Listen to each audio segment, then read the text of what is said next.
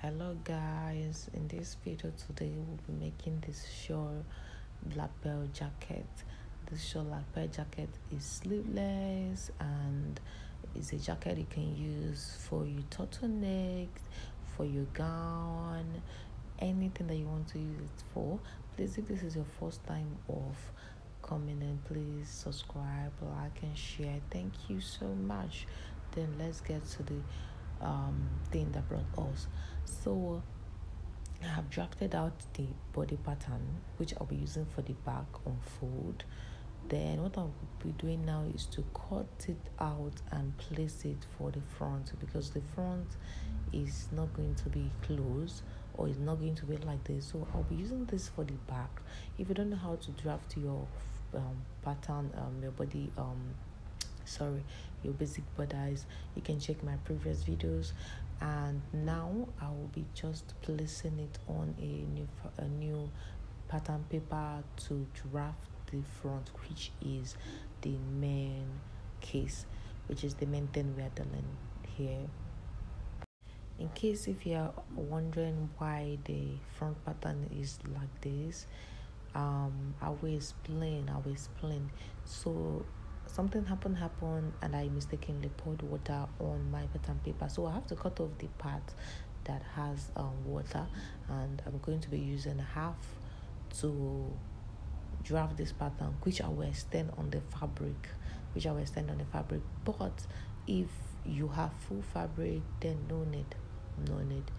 So now I'm going to replicate the lines. That is my bust point line, my half length lines. This will help in anything that you want to do. So let's get to business. So now what I'm going to be doing is to mark 3 inches. I'm trying to label the line. I don't know if you can see it. It's going to be nice. So the first thing I'll be doing is to 3 inches up from the line. That 3 inches is what I took out from the side, from the back. 3 inches weight and 1 inches depth. So now from my half length, I'll be going up by 1.5 inch. This will be my break point. This will be where I'll be putting my button in case if you want to put button for yours. So this is the break point, and I'll be coming out by 1 inch. This is where the button will overlap to as we go on, you understand more. So now what I'm going to be doing now is to line that up, take that line all the way to the shoulder, so that it will guide me on whatever I'm going to be doing now. So now what I'll be doing now is that I'll come out by 3 inches down. That's the depth of my neckline for the front, not for the back, for the front. And this will guide me to the next thing that I will be doing now, and which is to come out by half inch from that line. You are coming in towards your shoulder, not after your shoulder, towards your shoulder. Then you connect the half inch to the break point. You connect it there. Then after connecting it, you'll be coming out from that line 1 inch from that half inch. That is, you're coming out 1 inch from the line, your breakpoint line, and you mark it up. This line should not be straight, it should be slanted. There's something that they use, like a triangular ruler that they use to measure this, but if you don't have it, you can use. And also remember to slant your line. Don't make it sharp, leave it sharp the way it is, just slant it. And then when you are done doing that, you now mark 3.5 inch from that line coming out towards your center. 3.5 inches, 4 inches, it depends on what you want to do, but me, I'll be going with 3.5 inch. Then this line that I just drew now will serve as a base for what I'm going to be doing now. You will use your curve. This is my armhole curve.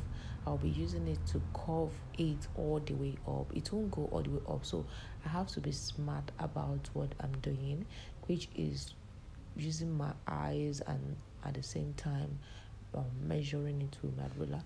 but because the neckline is not supposed to be curvy, I have to use the ruler to straighten it. And after that, I think we are almost done. Yes, we're almost done.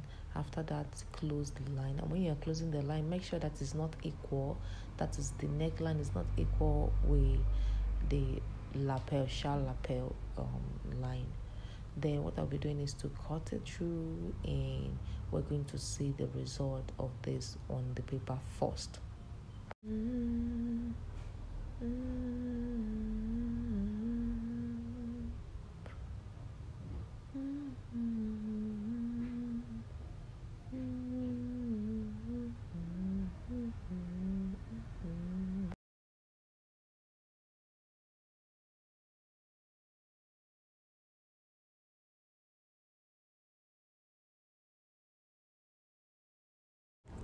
So I'm done cutting out, and look what we have.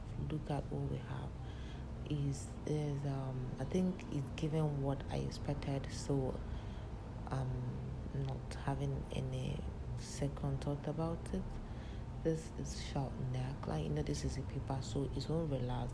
But when you transfer it to your fabric and do the necessary stitching, it will relax. So now I'm done with the front. What I'm going to do is to extend some papers and make sure that my pattern is complete before transferring to my fabric. But I'm liking this. It came out well.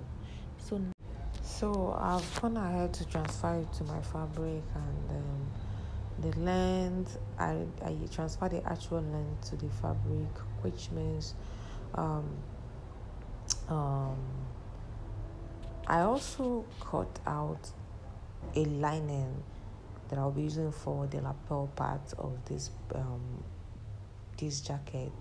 As you can see, half of the actual pattern, that's what I cut out, and added extra seam allowances, and this is it. I'm trying to see the front and the back of the fabric so that I can place the lining. This is the lining. I stayed the upper part of the lining. I stayed it to make it firm, and the structure that I wanted to give after I'm done sewing it. So now what I'm going to be doing is to stitch this lapel part from the down part all the way to the neckline. That is everything. I'm sewing it down. Then I will now, after sewing it, I will now turn it and also stitch the necessary places. So here is the result of it after I was done stitching it, and as you can see, it's looking so well. It's looking nice. No, I tried. This is looking nice. So I'm done stitching it, and now I'll be adding the back fabric, the back pattern of the fabric, or however. So what I'll be doing is to open up first, then I will stitch shoulder to shoulder. And when you're stitching this shoulder, start from the end shoulder. That is, start from the end. Don't start from the inside of the shoulder. Start from the outside part of the shoulder. Stitch in towards inside. Then when you are done doing that, you open the neckline of the front, stitch it together before stitching it to the back fabric that is stitched together. Then you now straighten it and stitch on the back pattern. And so here I'm done doing that. So now let's stitch close. Let's close it so that it will look nice when people look inside the fabric, or when people look inside your stitch. So now what I'm going to do is that I'm going to put this place inside, which is the rough edges. I have notched it. That will be easier if you notch it. And I will fold 1/2 inch inside and top stitch. I'm using my needle to pin it down so that when I go to the machine to stitch, it will be easier.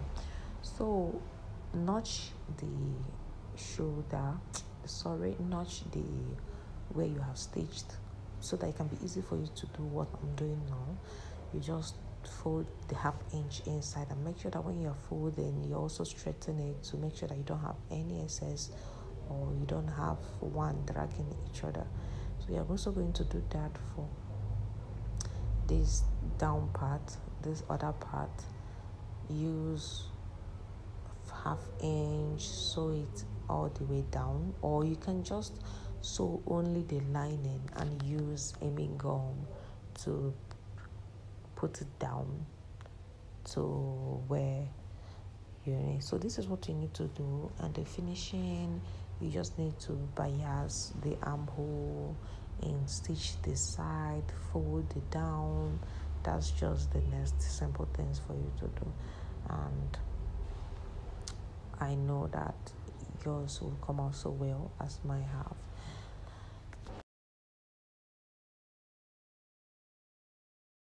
If you have done that, we are done with this cloth, and this is what it's looking like. I biased the armhole with the fabric, not biased stripe. I biased it with the armhole, and this is what the lapel is looking like. So thank you for watching. Please subscribe, like, and share. If this is your first time, I know you like this content. Please subscribe. Thank you.